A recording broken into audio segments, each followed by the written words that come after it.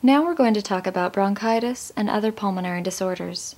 And for this discussion, you'll be taking on the role of a newly employed nurse going through orientation at a pulmonary medicine center of a large, university-affiliated medical center.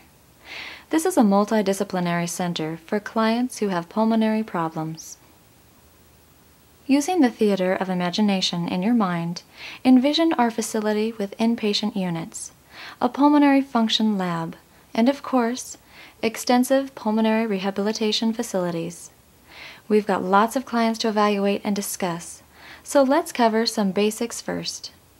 Bronchitis is an inflammation of the lungs that can be acute or chronic. Acute bronchitis usually develops as a complication of an upper respiratory infection, such as a cold or the flu. As this type of bronchitis is related to an extension of a viral infection, it can be transmitted to others through coughing, as well as touching the client's hands after they have coughed. Chronic bronchitis is associated with hypersecretion of mucus and chronic cough.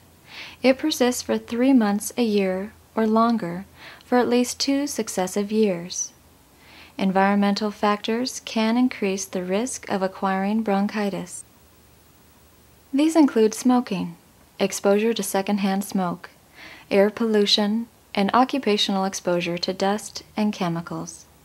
Exposure to these entities damages the bronchial tree, which in turn increases the likelihood of contracting bacterial and viral respiratory infections. Let's compare the symptoms of acute and chronic bronchitis.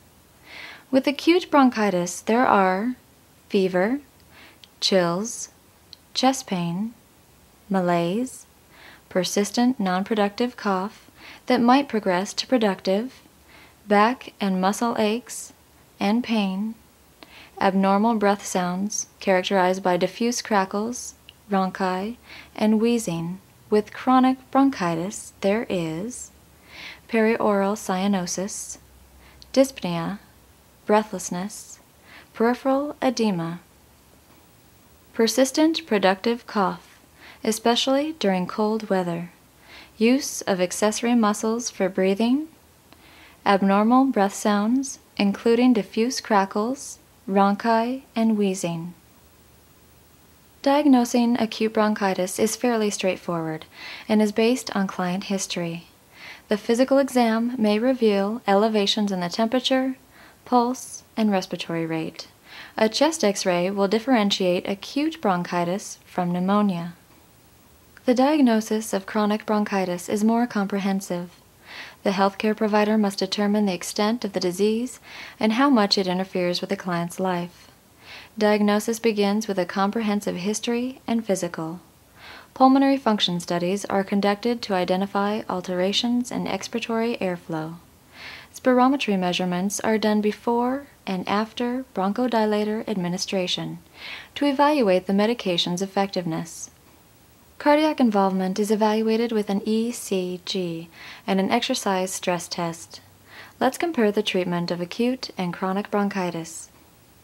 Treatment for acute bronchitis includes fluids, cough suppressants at bedtime to promote sleep, antipyretics, antibiotics only for secondary bacterial infection, smoking cessation, rest, humidified air. Treatment for chronic bronchitis includes fluids, bronchodilators, low-flow oxygen therapy, antibiotic therapy, smoking cessation, pulmonary rehabilitation and family education, pneumococcal immunization, influenza immunization. As you can see from the symptoms and the diagnostic workup, acute and chronic bronchitis are significantly different. Let's look at the management aspect and see how they compare. Symptom relief is the focus of acute bronchitis, while managing chronic bronchitis is much more involved. The client with chronic bronchitis needs ongoing support to cope with this disease. For either client, however, we must determine the effectiveness of treatment. So, when these clients come in for follow-up, what would you ask them? How are you sleeping? How are you breathing when engaged in various activities? And how are you breathing at rest? How are you managing your oxygen therapy? Are you taking your antibiotics as prescribed? Do you see a difference in sputum color and production? Are you still smoking? What can we do to help you stop? How is the rehabilitation going? Are you practicing your breathing exercises?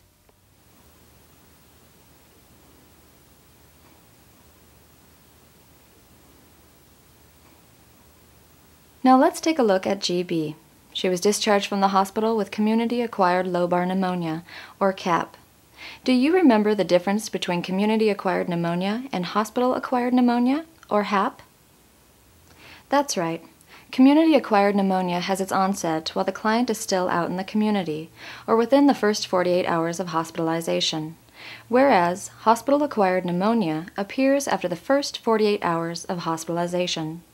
Let's look at GB's hospital summary and compare it with our overview of pneumonia and see how she matches up. Smoking, no. Upper respiratory infection, yes. Influenza. Chronic disease, no. Malnutrition, no. Prolonged immobility, no. Fever and chills, yes. Productive, purulent cough, yes. Tachypnea, yes. Anorexia, no. Abnormal breath sounds, bronchial breath sounds, egophony, crackles, bronchophony, whispered pectoriloquy, yes. Percussion, dullness, yes. Increased fremitus, yes. Well, as you can see, GB's was pretty typical for community-acquired pneumonia. Let's see what else it says here about her. Her chart says that she had a chest x-ray that showed consolidation over her right lower lobe. Her sputum culture was positive for pneumococci, and as you would suspect, her WBC and SED rate were elevated. Generally, they treat community-acquired pneumonia with a second or third